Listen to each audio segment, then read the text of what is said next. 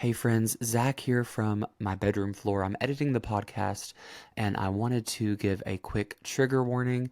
There are some conversations surrounding assault at 55 minutes into the podcast, so toward the end, I just wanted to let everybody know that before you dive into the episode. It's a great conversation. Loved having Jess on the podcast. With that being said, hope you guys love it. This is You Know I Know, a podcast where you can come onto my house, drop your buffs, and learn something from this. I've got Jess with me today. Woo! Yeah. Is this thing on? Hello, everybody. Thank you for coming back to You Know I Know. I'm so excited because today I have a guest with me, and it's someone that I'm so excited to talk to.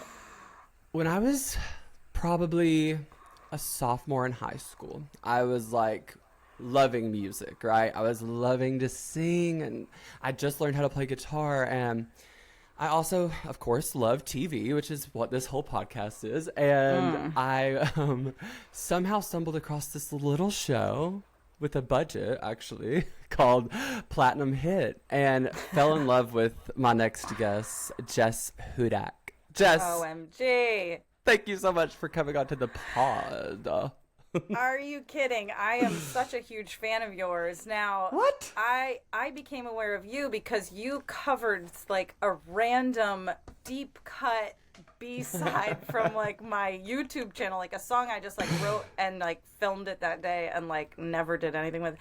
And you covered it, and then that I was like, wow, this is freaking amazing. And then years later, so we followed each other because of Platinum Hit. Thank you. Rest in peace, Twitter. But X, you mean? but back in the days, we had something called Twitter. Right. And I was scrolling and I saw you doing Space Cowboy singing. Casey Musgraves. And I was like, what is happening right now? Like, who is this person? We follow each other. You looked totally different than you did in your earlier vids. When I was like a high schooler, yeah. Yeah, there's no polo shirts. Right. Oh, involved. God. And I remember watching that video over and over and not even believing that I was like, could be in contact with this person. So it's crazy to me that you're like an old fan of mine because I'm a huge fan of yours. Oh, your my voice, gosh. Me Thank trying you. to do the opening of If It Kills Me in my car is comical. And then I rewind it and try again.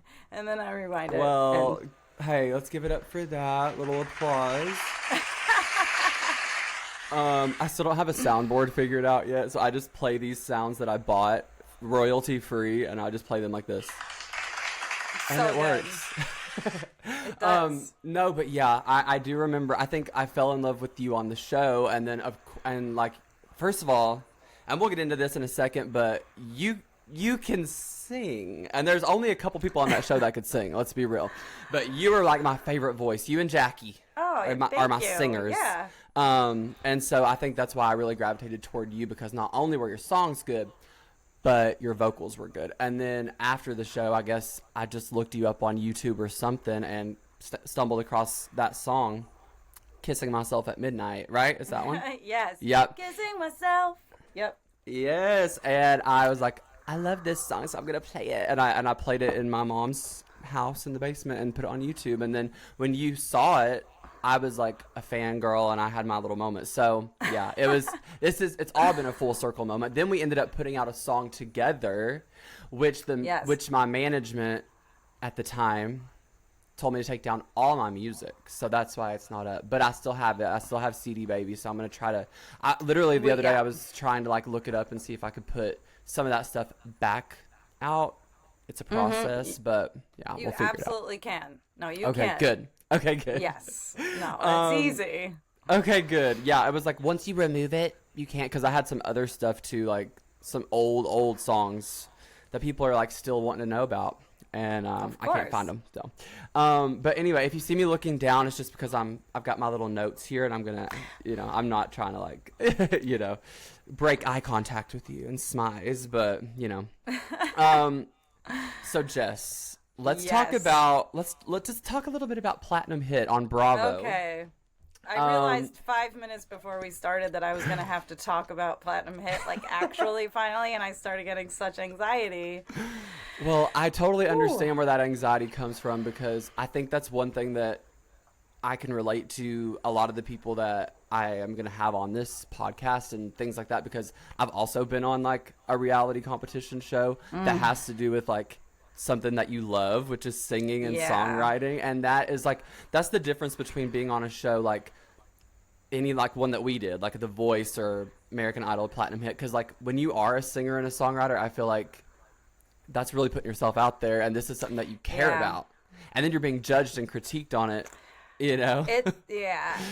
It's crazy. And also reality shows, their bottom line is a TV show, and so they really do just try to get the largest emotional response out of you. They're like, oh, great, we have an emotional person. Let's mess with that. Are we allowed to swear on this podcast? Oh, absolutely. Say whatever you want. Because it's like, they just fuck with you. And if you don't think that they're fucking with you, they are. Because they're trying to get this emotion out of you. And then you, as a genuine artist person, are there trying to share your art and your craft with the world, and they're like, let's make them sleep in a room full of cockroaches. And you're like, okay, this is not about the art necessarily then. Right. I know. No, exactly. And that's what I think, like, if I were to ever do like Survivor or a show that doesn't have to, which, you know, I love Survivor and I would like love to be on it someday maybe, but I don't know if I could ever do reality again. But that's the difference between like Survivor, because like, you know, at least I don't have to sing on there, and like I'm not putting out my entire like career and everything I've worked for the past like 20 years to perfect, you know, on camera. It's just fun. You know what I mean?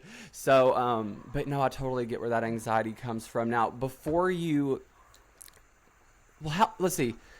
before you did Platinum Hit, had you done any other type of like singing competition shows? Because from the research that I did, it was saying that well, you know, I try to get a little bit of research in. Let's give it up for Google it. Google it. I guess The Voice had just premiered. The first season of The Voice had premiered like a couple weeks before Platinum Hit had premiered on Bravo. So maybe The Voice hadn't happened yet, or maybe who knows, maybe you auditioned for that first season. I don't know, but.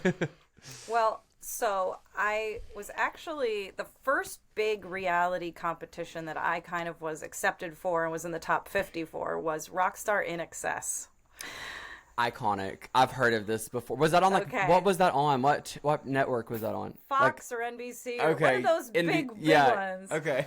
And I got to audition at CBGB's in New York City, like before it was turned into like a Todd Oldham store, I think. So that was really cool, and so I made it pretty far. They flew me to Hollywood. And I got to audition like multiple times in front of the members of In Excess, like crazy. I met Dave Navarro. He was the host. And awesome.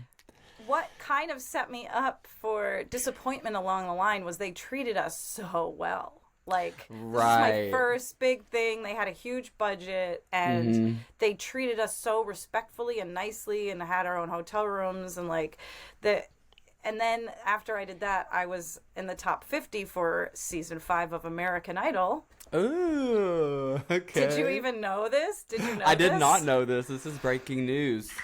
Yes. Season 5. Wow, amazing. Yeah, it was Taylor Hicks won that season, but also notably Catherine McPhee and Daughtry. Yes, my famous problematic fave, Catherine McPhee. Yeah.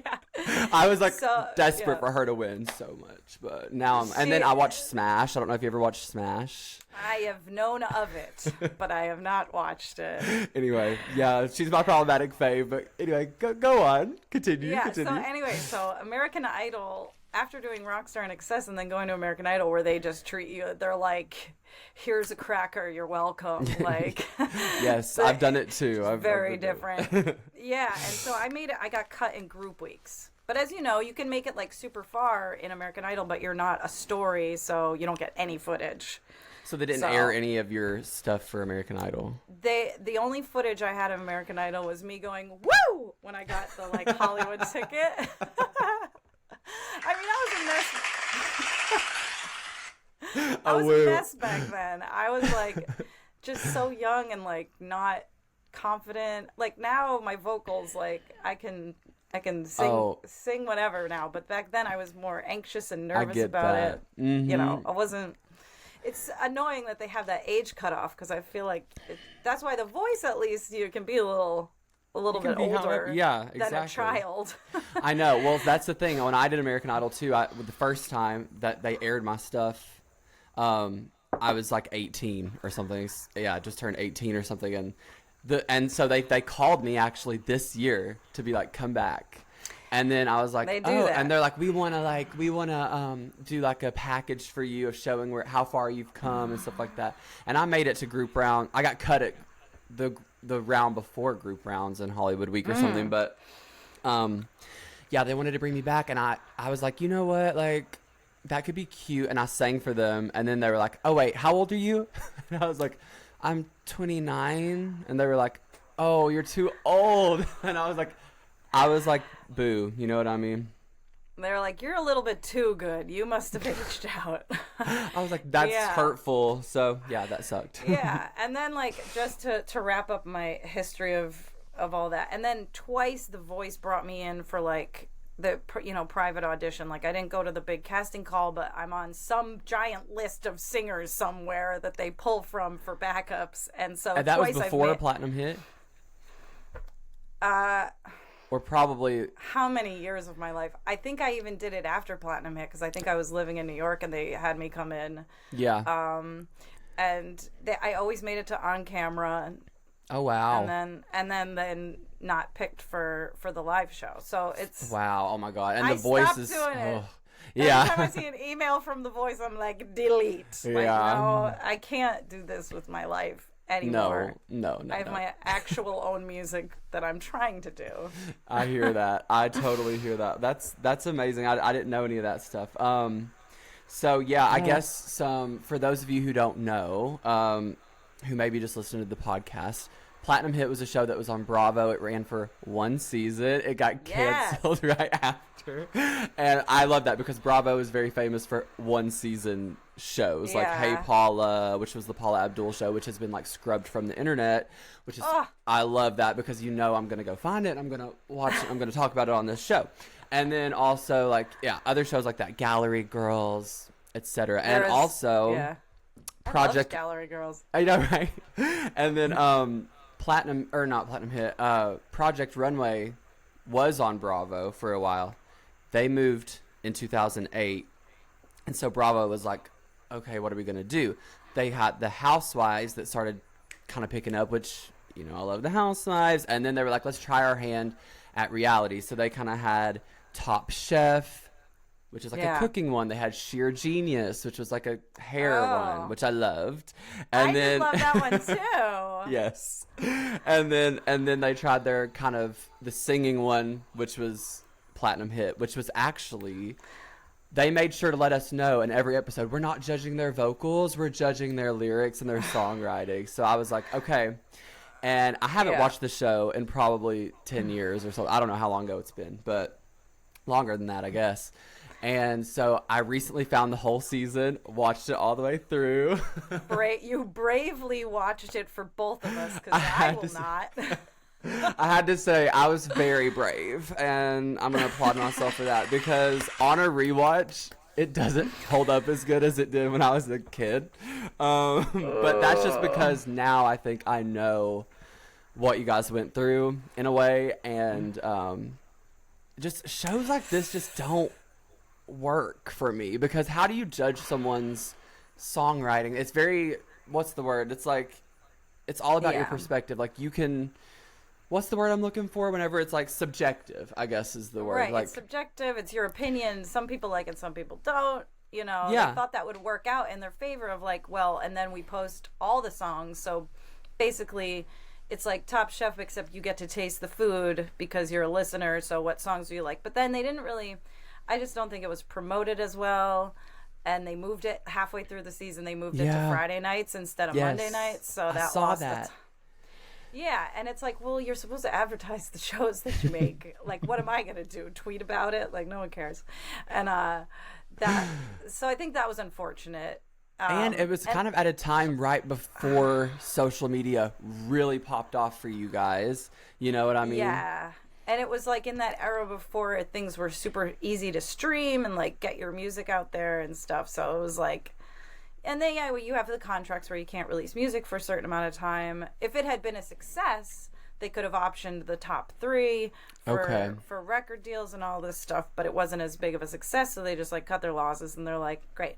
But honestly, and I always say this, it changed my songwriting. So whatever hell I went through and craziness, it was invaluable feedback, because I'm the kind of person where I'm just like, you know, tell me what I can, you know, just tell me what it is and I'll do it better, you know? Right.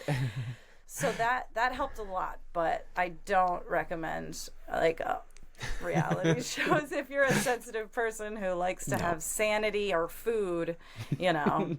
Wow. Oh my God. Okay, we got to get into that. So, how did you hear about this show?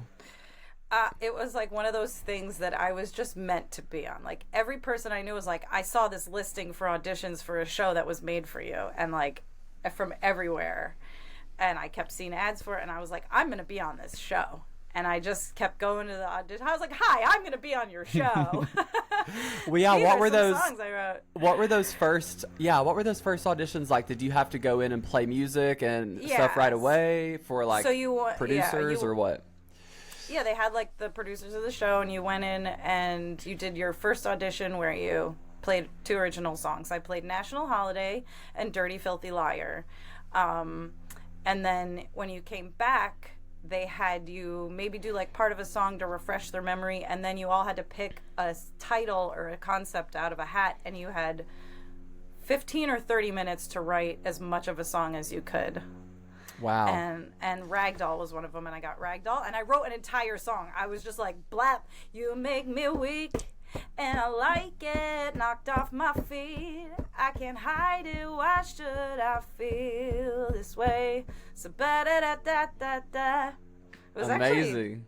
Actually, with you, I will be till you will fall at your feet, just waiting for the moment you are gonna me. It was like a whole ass song. And then later, that was beautiful. Hey. We get a no little monitors, show. guys. And then great. later, Evan Bogart, who was the main producer of the show, and he's, you know, songwriter behind songs like Halo, right? SOS, Yeah, like major songs, huge songs. He said that Dirty Filthy Liar is like the song Fiona Apple wished she had written or something, and I was like, biggest compliment of my life. Thank you. That's amazing. So he loved you right away. Like, I just was made for this show because I can write songs, but I'm also can perform, and I can go like this on camera, zadity boo, you know. Have a personality. No, exactly, and that's what it takes, because yeah, I love that you know that about yourself, because I feel like you can be a really good singer or a really good songwriter, but if you want to be on a reality show and if that's what you're gonna do, you also have to be able to be a little bit meta about it. You know what I mean? Like, I'm going on a show. I've watched reality shows before, so I know what's going on. Like, some of the other contestants would be like, do you think they knew this was going to be like this? And I'm like, of course. They're reality show producers. They sit up at night thinking, how can we psychologically torture this group of artists?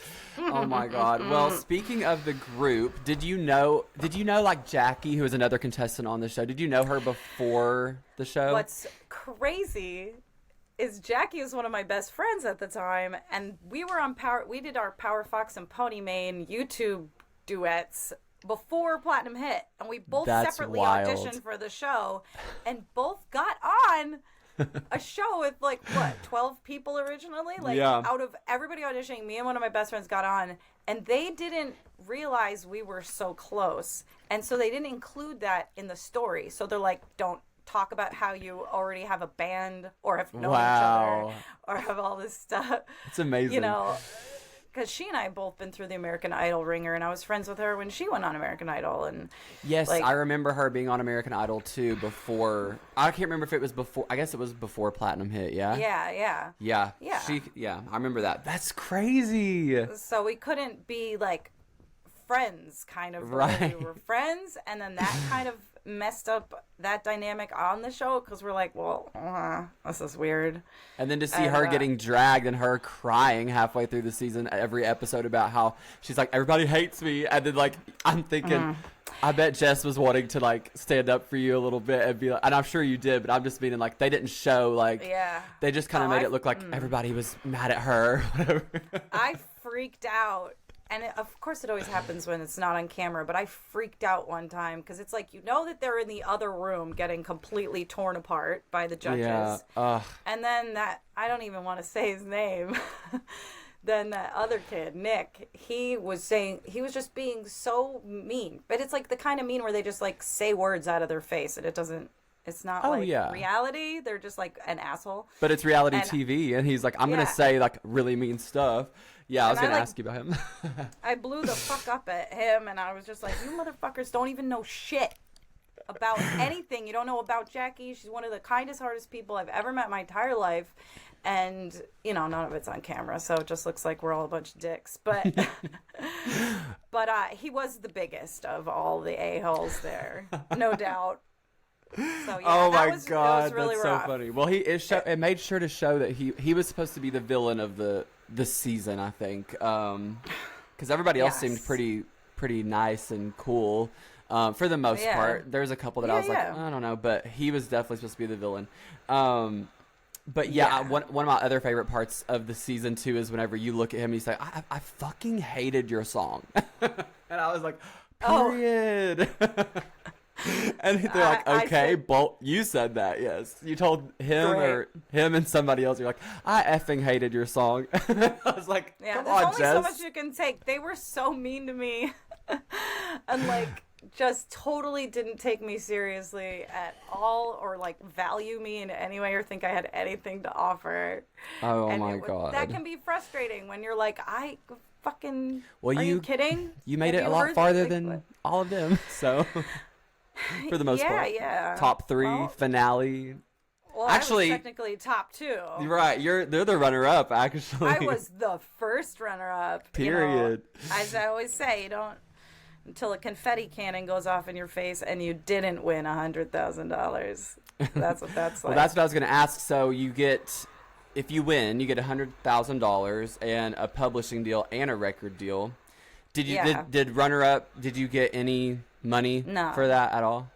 Damn, that's crazy. Because even if you like Survivor, for example, the winner gets $1 million, but the runner-up gets $100,000. No, if the show had been more popular, they could have optioned me for like $50,000 advance for the same kind of deals. Yeah, but I don't think it was big. But you know what? The guys on the team, there was DQ was one of the members, and he did like the vocal production and stuff. Like they were super cool dudes who were like, just come over and work, like whatever. Cool. It's so super cool. And then I ended up leaving Los Angeles, though, after that whole experience, not too long after, because I was so burnt out on everything and, like, had a terrible manager and, like, needed to just, like, physically get away from people and industry and, like, figure out what I was even doing or what my purpose was, because it was, like, I was all over the place mentally. And it's hard because I really gave it a go, like, living in L.A.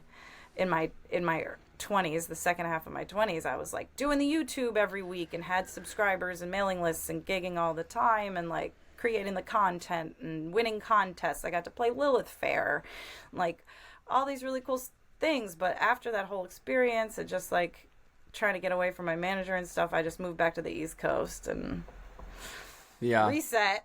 We had to reboot the system. I get it. I'm in the exact same boat because I think that I'm in the same place that you were when you were on Platinum Hit and after, you know what I mean? I'm in the same place as you at that point, probably.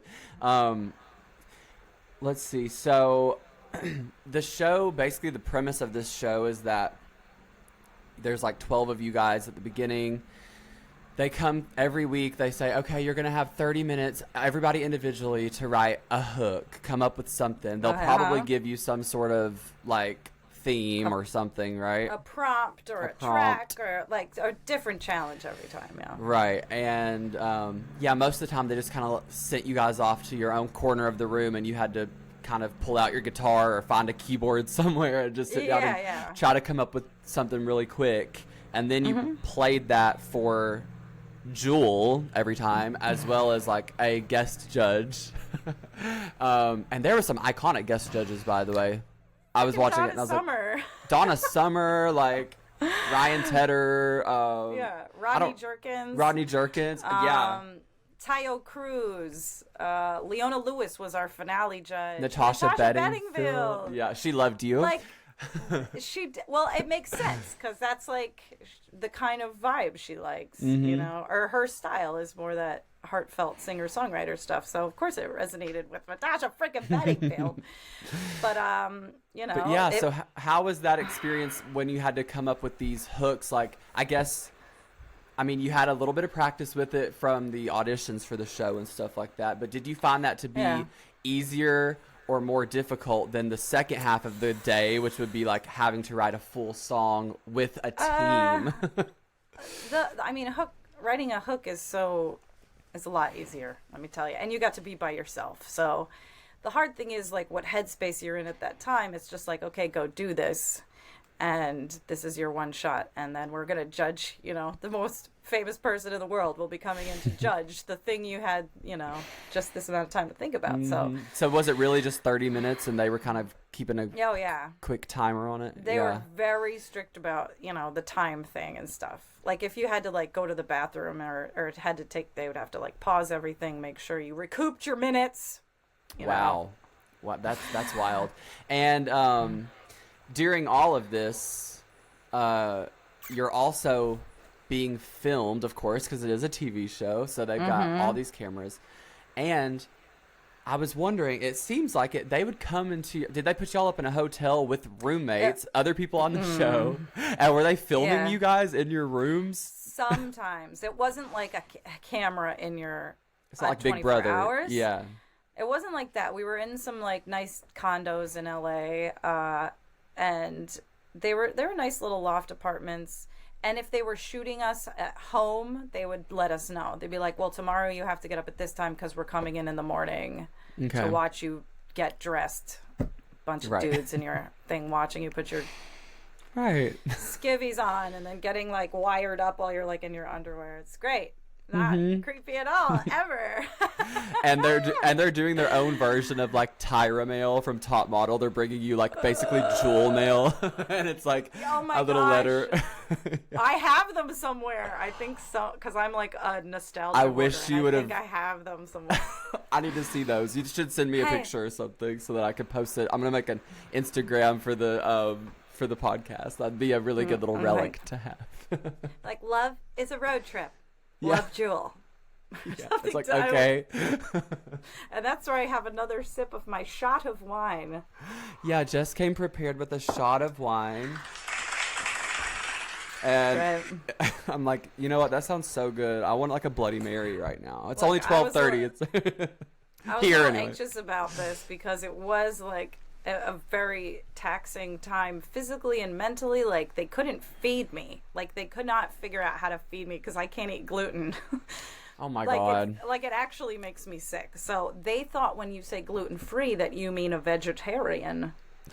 Like they were just like, I mean, it's like 19-year-old. It's like some 19-year-old like PA is in charge of feeding you for an entire day, and they don't know what the words mean. So like I lost so much weight. So did Jackie. We both were like skeletons at the end. Like I've once had they didn't even show it, but I had to go to urgent care because I collapsed into my food. What? After the love song day, because we were in like this huge field. It's you, it's you, it's you, it's you, it's you.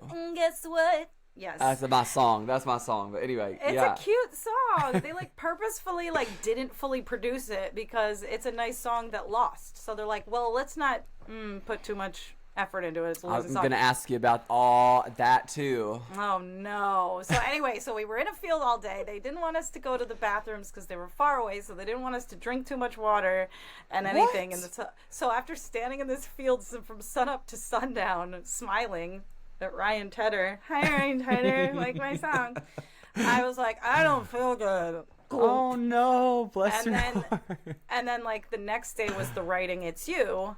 And like so they showed like the edit makes me look all like and then the food they gave me had soy sauce on it which has gluten in it, so I got double sick. And then Oh my Jewel was like, God. you need to cowboy up. Okay, Jewel. Like and Cara DiGuardi, because I said like, Cara DiGuardi was so nice and she was so understanding of me. She was like, yes, but also if you're in a songwriting session and your partner is sick, you can also be like, hey, take a rest. I'm gonna write this part.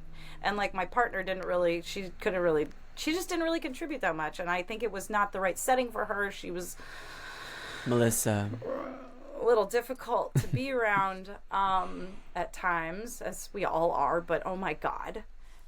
And so that was a rough time for me too, as well, being sick and collapsing and then being ripped to shreds by just like everybody all the time. Now, had you won the hook challenge that week and got to pick her, or how did that work? I forget on that episode. I don't freaking remember. Don't remember. Okay. I don't remember at all. But 'Cause that's I think there was like an order of like winning hook, and then you went in like the order that you won. Yeah, I was gonna ask you how it was working with her, but anyway, so yeah, the main judges of the show was Jewel and then Cara DiGuardi, who I'm really glad that you said that she was like really nice and that you enjoyed working with her and stuff like that, because I mean, anyone that writes music probably knows who Cara DiGuardi is, because she's like written a lot of really great songs. She's written for like Britney Spears too, which I'm like, that's iconic to me. And she wrote on Blackout, which is like my favorite Britney album. But anyway, she wrote all of Lindsay Lohan's record and all of Paris Hilton's record when they came out in those days. It was. Did she write Stars Are Blind? I don't know. Is that one of their That's songs? Paris Hilton, yeah. Probably. But So like, there's a Lindsay Lohan song that she wrote called "Daughter to Father." Daughter to Father. You know, I know the song. I still love you, and I want to. Period. But like, whenever "Let It Go," because I have small children, whenever the song "Let It Go" starts, it sounds exactly like "Daughter to Father." That's so niche. I love this for us. Like, I always want to sing "Daughter to Father" when. Anyway, so I respected Cara DiGuardi, but on American Idol she was intimidating. So and I thought Jewel was going to be like the chill one. Reverse. It was reversed for me. Well, And I mean, on the show, I'm not gonna lie, I feel like Jewel doesn't come off that nice, but she's just kind of like, I was surprised that she was even a part of it, because she doesn't also give me like TV personality. I'm like, give me a show, mama. Give me something to work with here. Yeah, she's like a quiet cunt. You know, she's like, we were like all buzzing after our photo shoot, you know, I'm like, oh, that was so fun. And she was like, my first photo shoot was the cover of Rolling Stone. Okay, cool. Cool, Jewel. Yeah, I'm like, okay. Anyway, Jewel, that's amazing. And wasn't there another one of the guys was like there every week? I forget who it was. It was Well, someone. we started off with one guy who was super cool, and then we got switched. It got switched out for Keith Naftali, who was like a record exec guy, and he fucking hated every word that came out of my mouth. Anything I did, he was like, ugh. Yeah, like, what? So I weird. couldn't say words without him rolling his eyes. It was just one Is of those. he supposed to be the Simon of the show or something, I guess? Like, I don't know. I feel like I would trust Simon Cowell's opinion more at this point. Because who's this guy? Because we don't know who he is. We're just like, ooh, record exec. Person who doesn't do music, who now you have to suck up to. okay. You know what I'm saying? It was like those kind of vibes. Yeah. And I didn't know who he was, and that's great that you're a record executive, but I'm also a human being. And like... Well, they don't care. No, Jewel told me once, she's like, I just don't think you're deep. Like, to me, about like... So, I was like, is it because we wrote that song about the underpants? Like, am I only supposed to write deep stuff when the Challenges dance club hit? Right. Like, I don't... Like, it was just... Okay. You know, sometimes your chemistries don't align with people. And I'll tell you, my chemistry aligned with Cara DiGuardi's more than anybody else. That's cool. And then eventually you get the opportunity to be in the studio with her toward the end of the season and like kind of work with her for a little bit, one-on-one. And how was that experience? Is that pretty cool? Yeah, because like finally being able to write a song by yourself in a room without more constraints or people and everybody wanting to be like the loudest voice. That was great because when she came in, she told me that she finds herself singing my melodies like around the house. She was saying Me that too, Kara. We have that in common, girl. Me too. Still to this day. Yeah, she said she'd be folding laundry and humming something and realize it was like one of my melodies, and that's also one of a huge compliment. So like through the whole experience, there was some really positive feedback that I got that wasn't completely soul destroying the entire experience. Good. There were bright moments from people, very respected songwriters that understood what I was trying to do and what my skill was. So that was nice. Absolutely. I mean, yeah, so anyway, the show is like you have to write that hook, and then whoever they like pick their top 3 favorite hooks, and then those 3 people have to pick the rest of the people to form a little team, and then you have to write a full song kind of based around whatever the hook is that you got picked for. And every week they would have different challenges, but I just think it's crazy that no matter what, like watching every episode back, I remember these songs so well because I think that just goes to prove that like there are some really, really talented people that were on this show and really good singers and really good songwriters. And as much as they want to try to judge it and try to be like, your song wasn't as good as this song, it's like, well, you know, it is art. Art is subjective. And I always liked your songs, and I always liked, there's a lot of the songs that I liked on them, but I still remember so many of them. And literally just like watching it back, I'm like singing along, and I'm like, how do I know every word to this? But I think I bought the songs on iTunes after too, when I was like a kid. Yeah. And I wanted to know a little bit about the process of writing these songs in there, because not only do you have to write a song, but then you have to perform a fully like produced version of this song every week or whatever. So we didn't know that we were supposed to be able to also produce. Okay, that's what I was going to ask you about, because you go into a studio and they've got like a computer there and like a mixing board, and they're like go Pro for Tools. it. Yeah. Yeah, and so the first challenge, My you know, city. LA, my city. It's a good one.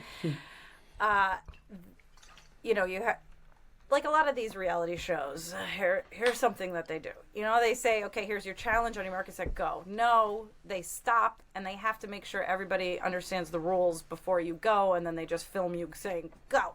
So they would make sure we understood everything that the song is about, work all that stuff out. And so they're explaining this, and then you will make a TV track, and we're all going, what's a TV track? Like, not everybody there. Scotty, I think, was more familiar with producing and knew about that, but the rest of us are like, we just play instruments. What do you mean we have to make a TV track? And we learned that we had to produce things. After they realized that we weren't all songwriters, performers, and engineers, they gave us engineers. Okay, good. Yeah, I was wondering if they had someone in the room with you to kind of help track this stuff, or if you guys were like, they found them for us. Okay. Because if it was me, first of all, this show seems so hard, and I would fail miserably at this show because it seems so difficult. And then I saw that stuff, and I was thinking, damn, like. So what I would be in there with a mic, and I'd just be like, okay, I'm just gonna record my mic, record my guitar straight into this mic. I don't know anything about this stuff. Yeah, you know. They realized that we weren't all also that, and then they gave us engineers. Yeah. Okay, good. And then when you guys perform at the end of the week or whatever, also was this like once a week or once every 3 days? Like, how long did this last for you? It was like every 2 days. So it's one day you have the challenge, and then the next day is the performance usually. But you have to say this week. Right. Because they just shoot, and it's not a whole week goes by. It's just for the TV listener, because that was last week. Right. So it's like every few days. We very rarely. And then would you get like a day off? off? A day off. Oh. Like maybe 2 times we had a day off to do laundry. They were getting through this. Dude, and we weren't allowed to watch TV. We weren't allowed to read magazines. We weren't allowed to read books. We weren't allowed to listen to music. We weren't allowed to look at a newspaper because they didn't want anything to be cheating or like getting ideas for something. Wow. So the only thing we had was listening to the radio in the car on the way from the apartments to set. And then so that became a battle of like, okay, you guys have pop this week, so you're allowed to listen to one song on the pop channel, and then we're going to go and switch over to the country channel, because now we're all in, like, absorb, listen, study. They would give us feedback and say, go read these poets. And we say, we're not allowed to read books or magazines or anything with words here. So they didn't really have all that figured out, because that also makes you lose your mind, because you don't ever get to shut off or relax or like watch a Real Housewives. Right. Am I right? Come on. How else are we gonna shut up? Come on. I mean, like, that's wild to me. That's because, like, even like filming The Voice and stuff, like, you're not supposed to post on social media that you're in LA, but you can still have your cell phones and stuff. I bet you guys, they probably took away y'all's everything. Wow, that's insane. So before you went on the show, were you like, did you have to like quit your job or anything like that, or were you able to just kind of like take a few weeks to film this show and then go back? I am just a musician, my friend, so I gave myself the time off. Period. Good for you. And then you moved to LA right after. So you said no, I left LA right after because I was living in LA. Okay. So I moved to LA in 2007.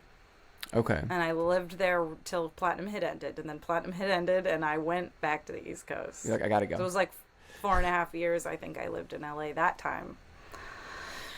Oh, yeah, it was a lot. It was a lot being on a reality show. Yeah, I know. I know exactly what you mean. I was curious about those live performances. Did they, because, again, your vocals always sound so good in these live performances. You got to sing a lot on there. I made sure I sang a lot because I've seen reality shows before once again, and you want to get the footage. Am I right? No, 100%. If you're going to be on there, you might as well show off what you can do. 100%. Yeah, I'll sing it. You guys know I'll sing it. I'll just do it. You sound good. Now, there were some people that when they would get up there and sing, most of them sounded really good, because I was wondering if this was like, we're probably hearing a really good mix, or maybe even the track. Like, were these your live vocals that were getting aired, or were these like, you know? Yep. No, they were the live. That was the live performances with our TV tracks that we made. And then they released the studio versions, but then I think they did do a winning songs live, where they put only the winning songs, though, which is a bummer. Yeah. Because some of our live performances were really special. Like the Free was really pretty, and they left out the fact that we had to use a found item as an instrument. So in our track, there was like a broom that we were sweeping on the wall that was like the rhythm of it, and it was part of the win, where they really liked the gentle production that kept it moving. They produced Free a few times before they decided on a final one to come out. Wow. Yeah, and I think it came out beautiful. Of the course. Recording, but I wish I had that. I wish I had won that week. Right. Natasha Bedingfield, come on, but Johnny won. How dare he? Oh my God, I love that you're kind of really getting into my segues here, because that's the next thing I wanted to talk about. I knew it was gonna happen at some point.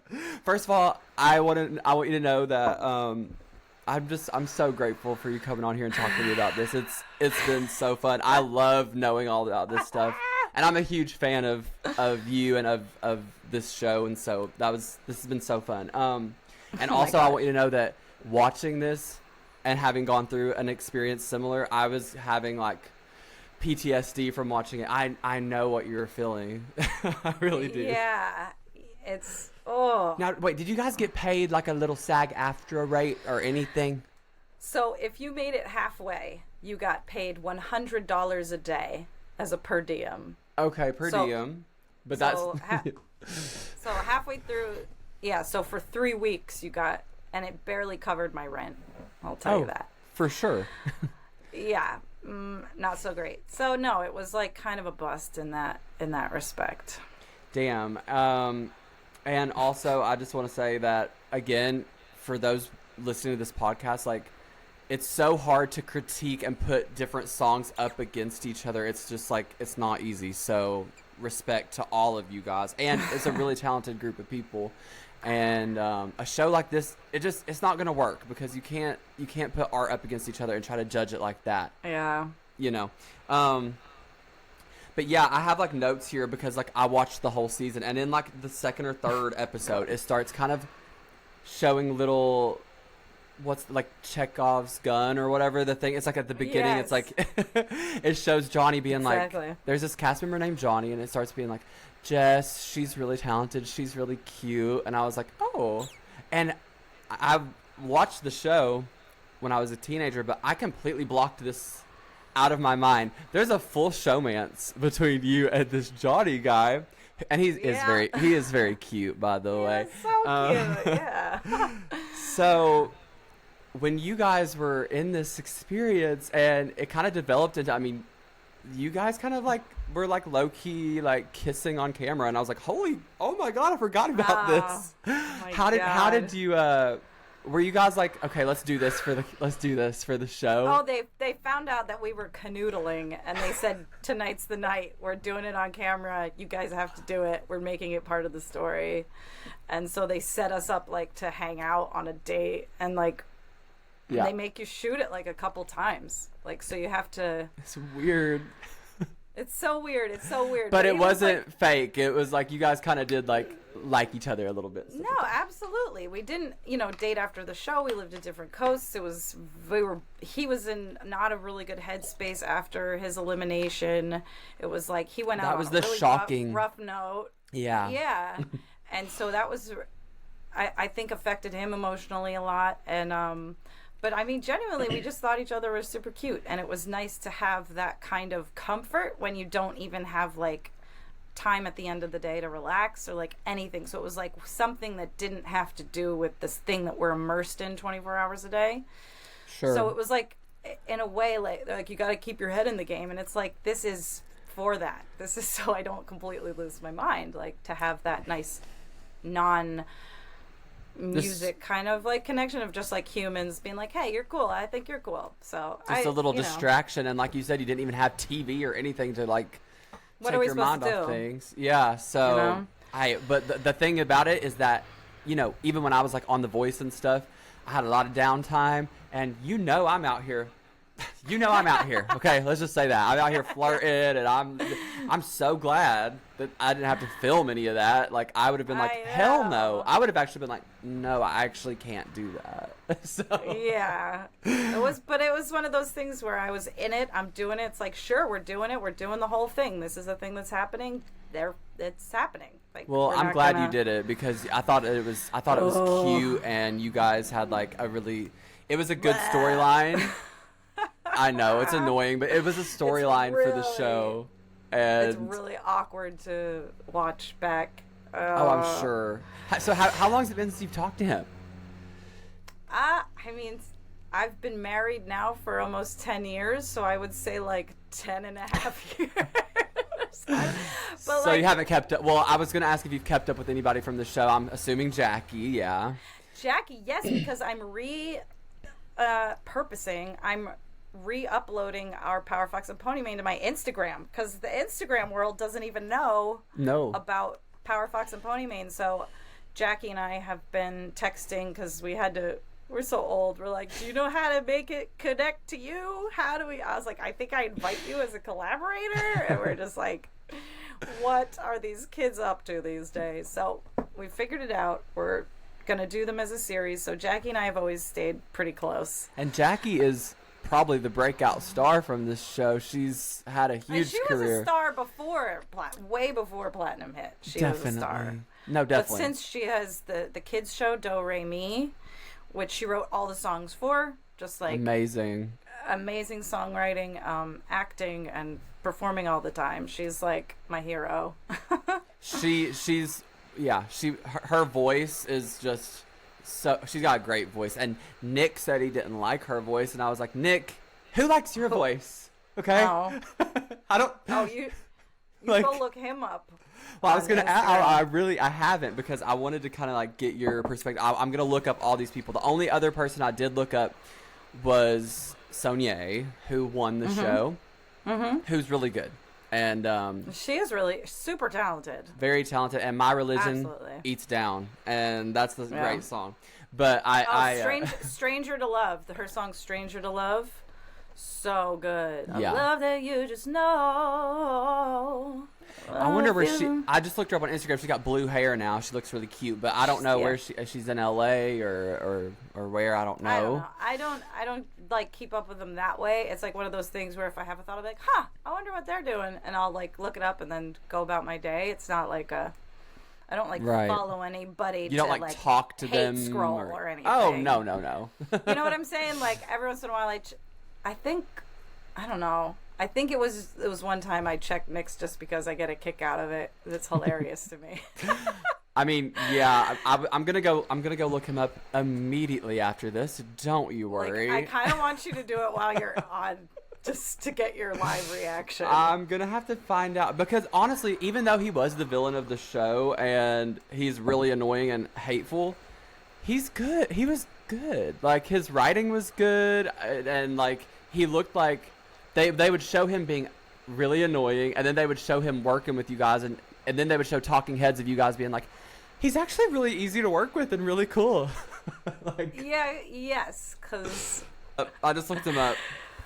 He's got long dreads and he looks dip. Oh, Trump 2024. No, I'm telling you. He's wearing a "Make America Great Again" hat. Okay, wow. Anyway, wow. I'm gonna be going through that. Yes. Wow. Well, I don't like the way that he was mean to Johnny as well. And he was mean to everybody, man. That's crazy. I was gonna see if there was anyone else that I wanted to ask you about. Oh, you know who else was like who else I thought was like really hot was Brian. Right? Is that his name? Brian? Yeah, he's a really sweet guy. I wonder what he's really up sweet. to these days. I'm gonna look him up. I think it's just producing. And Scotty, he posts a lot of stuff, and Scotty does a lot of music and performing, and he does seminars and all stuff. And yeah, he was Jordan Sparks. He's really kept something, up. right? Yeah, he's kept up with it a lot, and we randomly comment on each other's stuff every once in a while. It's like that's good. That's good. Well, that's the thing is like you can make some friends from like through it all. You can typically like I have a couple people that I still talk to from The Voice like on a pretty regular basis. Like they become really good friends of mine, and then there's just some people that you kind of lose contact with, but you know, it's just an experience that only you guys will know. And then like this show specifically was probably sounds like it was like really rushed and kind of like uncomfortable a lot of times, but hopefully you had a good time. Like I don't know, like a good time is not like people would ask me and Jackie, "Oh, you guys were on that show. Was that fun?" And you're like, no, there's nothing fun. Nothing fun about it. But fun is not the word to describe it. It was difficult. It was a challenge. It was difficult. It made me a better songwriter, and I got to have that experience also, which has helped me. I used to coach a lot of younger artists and like people also preparing for reality shows and competitions, and I've had the experience. So right. I can help prepare people for stuff, and even for like on camera, how to be on camera. Just also know that this is a TV show, so I don't want your little heart to get too broken if you're not right for their season or something, because the Voice is rough and kids get very self-worth wrapped up in it, and definitely you make it to one level and you're like, oh my god, it's happening, and then it doesn't happen. So like I'm jaded. I am never excited about anything ever. Same. I'm bitter and I've been there. I don't want to do it anymore. It's just like I did this cool audition. That was great. I'm excited for my demo fee. Right.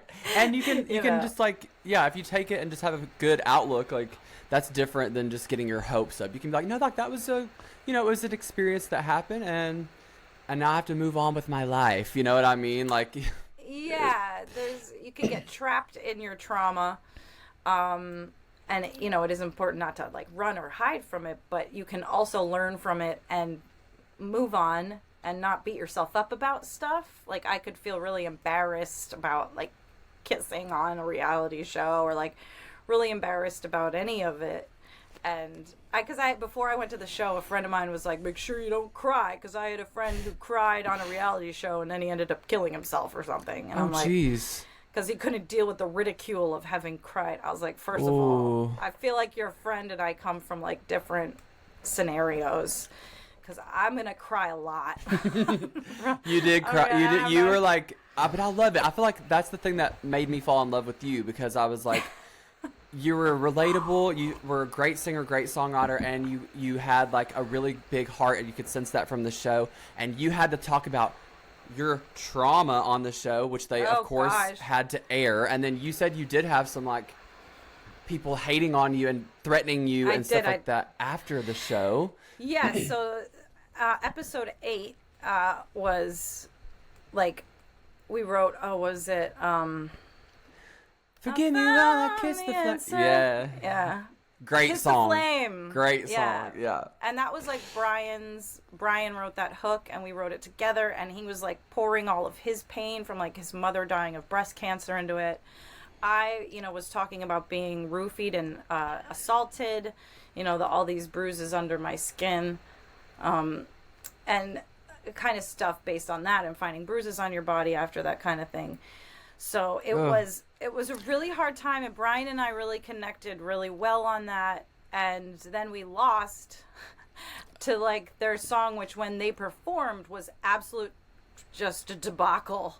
And they let them do it a few times so they could edit it together a one that worked, because it was such a mess. And they're like, I liked their performance. Meanwhile, Brian and I are like, we just poured our souls into this song. I performed my face off on that performance. You sang down, Jess. You sang down. And I was just feeling it at the end. Like, I did this riff at the end. Yes, you did. And it was really intense. And Brian and I wouldn't, like, throw each other under the bus. And we lost, actually, because you're a housewife person, Candy, professional singer, songwriter, wrote a blog for Bravo about how their decision was wrong and about how our song was so much better. Isn't that cool? That's amazing. Wow. And I put down here that y'all's song was better. Sorry. And then I agree. Did you think that you were going to go home on this episode? You don't know, but I feel like they would always compliment the parts of the song that I composed. Like, they always came back to the stuff that you did in the song we actually really liked, and so they would kind of base it off that. So I don't really know, but also they're reality producers. Like, they would have sent other people home that had more drama, earlier, but they kept them on because it would make better things. So who knows what the reasoning is, because we shouldn't have lost in the first place. Period. And then yeah, so I talked about being roofied and assaulted on this show, and then I texted you this because that was when you said triggered. I was like, oh, here we go. Yeah. It was like the most hate I ever got on like Twitter from girls was about me talking about being assaulted, saying that I was a big whiner, like whining about stuff and all. I was so confused. It was a rough day for me. That's really sad and unfortunate, because that's not fair, because you were being so raw and vulnerable and telling your story. And I wonder if did you get any other people that said, hey, like, I can relate to this or anything like that at all? Or was it mostly like, I just feel like there had to be, for every hater, there had to be at least a couple people that were like, I respect you in the perfect world, but maybe, I don't know. It's one of those things where it was so shocking that all I can remember is really the hate. And, I've talked about my experiences with other people and had those kind of bonding emotional communications with other artists and stuff talking about that. But for that episode, all I remember was just losing, and then everybody, just getting like ripped apart by strangers mostly. Like, I wouldn't even read stuff about myself, but Twitter, when they at you, But yeah. my dad would like read blogs and get all mad, and I'm like, Dad, you cannot stop Googling me. Oh my God. Yeah, seriously. Okay, I don't want to keep you too much longer. I just have a couple more questions before we wrap it up here. So, first question. Does Bravo or somebody like NBC Universal like own this music forever? Like you never saw any royalties from this music or what? No, I get royalties on my BMI statements. Oh, So that's great. I can tell like what country it's airing in. I got Yeah. all the someone in France has watched our show, but we do get residual. We do get a writer's share.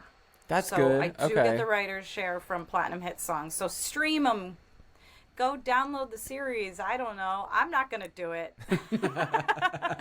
But the songs I'm really proud of. I still perform Free and Come Alive. I perform those all the time at my shows. That's amazing. Yeah, I was going to ask you, after the show, you said you moved back to the East Coast and took a little time away. And then after that, what did you do? What was your plan, I got married. I moved home and met Dave, and we got married in 2013. So we're coming up on our 10-year anniversary this month. Congratulations! Whenever this airs. Yeah, a couple weeks. Perfect. This might come out on our anniversary.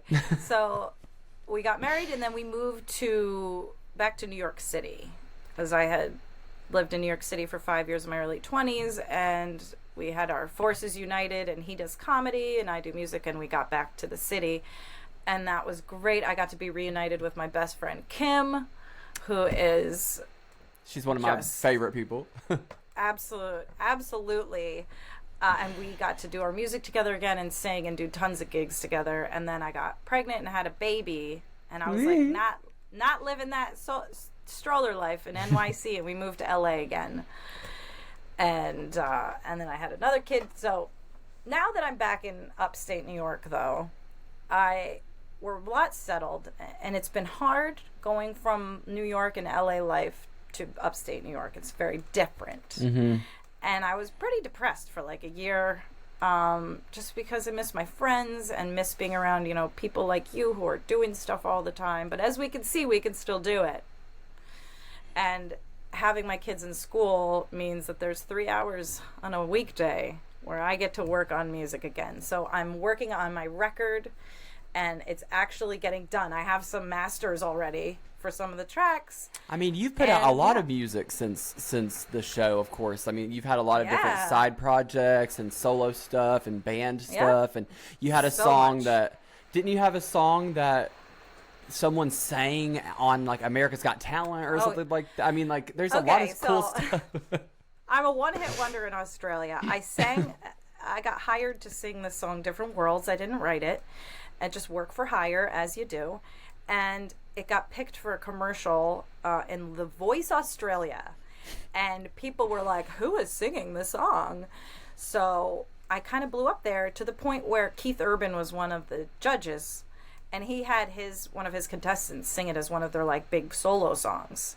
Wow. And she was number 1 on iTunes Australia, and I was like number 4.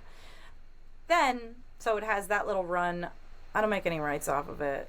I don't have my act together to like put together an album and a tour to go to Australia, whatever. And then another kid named Jai Wetford sings it on, I want to say X Factor, because I don't think they have America's Got Talent in Australia. Oh, yeah.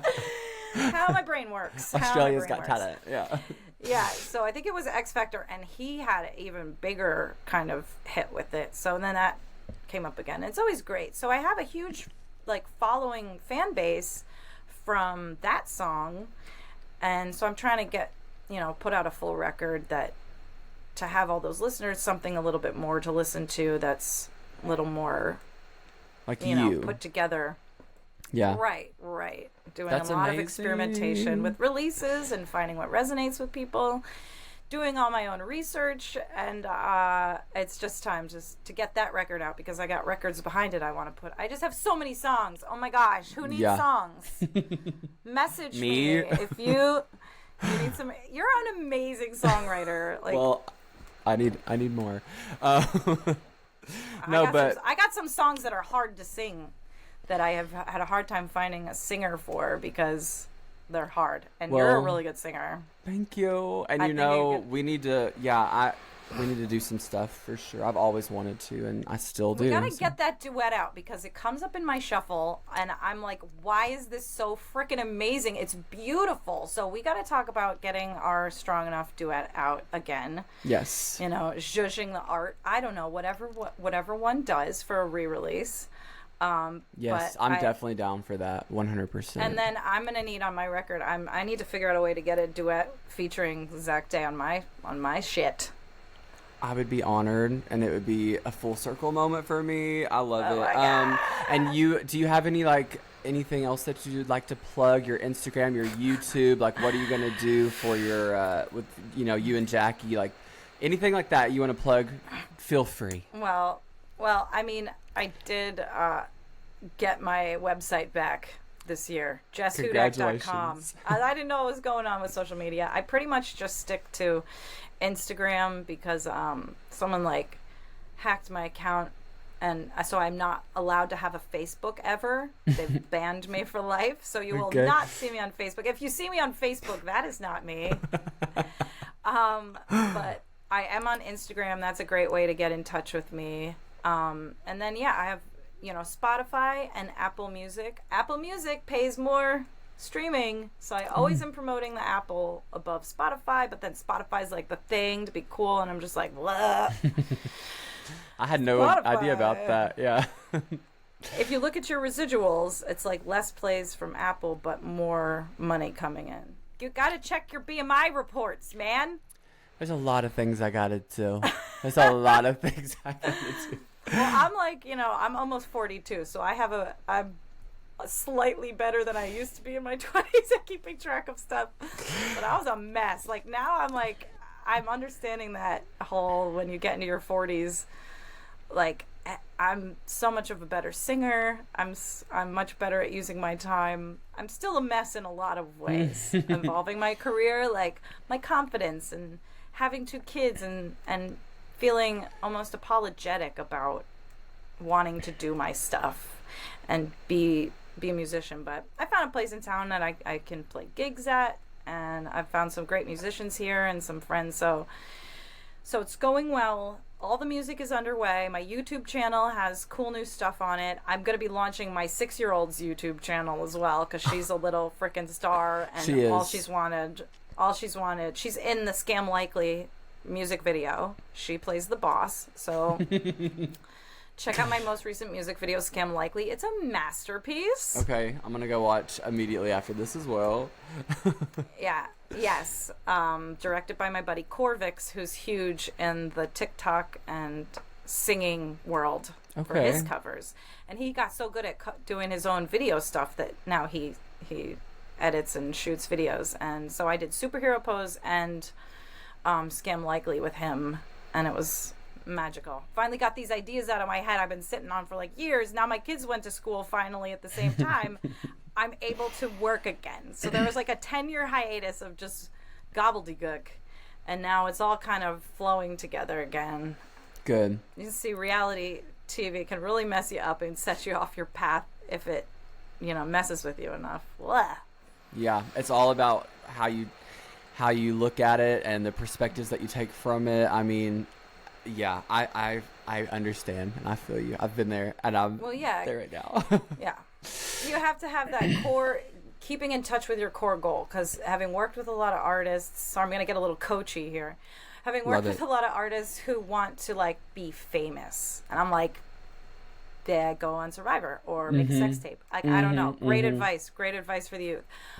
But if you want to be an artist and be a musician, your goal has to be a little more deep-rooted than that. So my whole purpose is reaching and touching people, because even when I feel like I'm not getting a lot of plays, or no one likes my posts because I don't have a big machine behind it, let me tell you, I have a fan in India, and he is the best fan. He sees, if I post a clip of something, he said, "Why aren't you playing more songs from the unreleased EP?" Oh, God, I love that. Where are those on the list?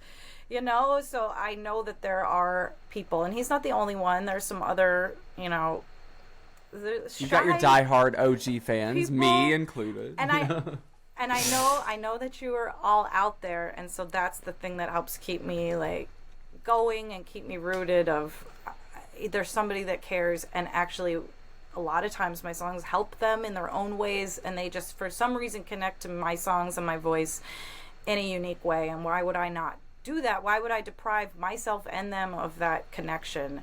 And getting back in touch with like that whole meaning has really helped me focus and not feel bad that I have this artistic career that I love doing and having. And I'm always singing. I'll always be gigging and doing random jobs. You know, I do commercial jobs and just people hire me, so I'm always singing. But when you think of yourself as the artist, it's so different. And it costs a lot more money because you have to pay everything. You pay for everything. I like when I'm a singer, they pay me. Right. When I'm an artist, I pay them. Exactly. I hear that, and I have learned that myself too. And there is just such a difference between just being a singer and being an artist, and all the work that comes from it. It's a lot of behind the scenes stuff, and like that's why like even like you guys saying they finally got you like mixing engineers and things like that. It's like people don't realize that.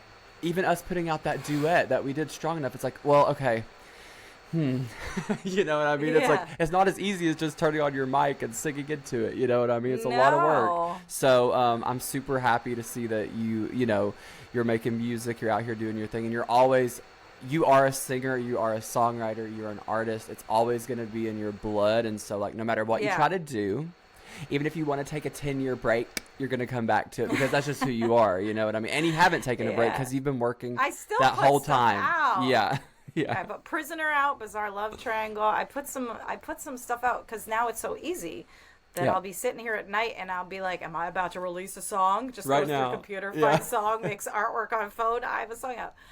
They don't get the best plays, and the algorithm just hates me. But at least you're putting something out, because then when you go and maybe you do have some funding or you have some more momentum, people can go check your page and discover your stuff. Love it, stuff that you're proud of, Right. So there's no reason to not do it.